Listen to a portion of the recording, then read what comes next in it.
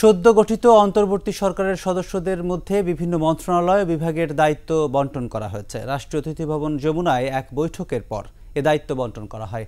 প্রধান উপদেষ্টা ডক্টর মোহাম্মদ ইউনূসের দায়িত্বে রয়েছে ২৭ মন্ত্রণালয়ের। স্বরাষ্ট্র মন্ত্রণালয়ের অবসরপ্রাপ্ত brigadier general M Sakhawat Hossain আর বৈষম্য বিরোধী ছাত্র আন্দোলনের অন্যতম সমন্বয়কারী নাহিদ ইসলাম পেয়েছেন আইসিটি মন্ত্রণালয়। মন্ত্রিপরিষদ বিভাগের প্রজ্ঞাপনে জানানো হয়েছে, প্রধান উপদেষ্টা ডক্টর মোহাম্মদ ইউনূসের দায়িত্বে রয়েছে ২৭ মন্ত্রণালয়ের। এর মধ্যে রয়েছে মন্ত্রিপরিষদ বিভাগ, প্রতিরক্ষা, সশস্ত্র বাহিনী বিভাগ, শিক্ষা মন্ত্রণালয়, সড়ক পরিবহন ও সেতু মন্ত্রণালয়, খাদ্য, গৃহায়ন ও গণপূর্ত, ভূমি, বস্ত্র ও পাট মন্ত্রণালয়, কৃষি, বিজ্ঞান ও প্রযুক্তি, রেলপথ, জনপ্রশাসন, বিদ্যুৎ, জ্বালানি ও খনিজ সম্পদ, তথ্য ও সম্প্রচার মন্ত্রণালয়। ডক্টর সালেউদ্দিন আহমেদ অর্থ ও পরিকল্পনা মন্ত্রণালয়, ডক্টর আসিফ নজরুল আইন, বিচার ও সংসদ বিষয়ক মন্ত্রণালয়।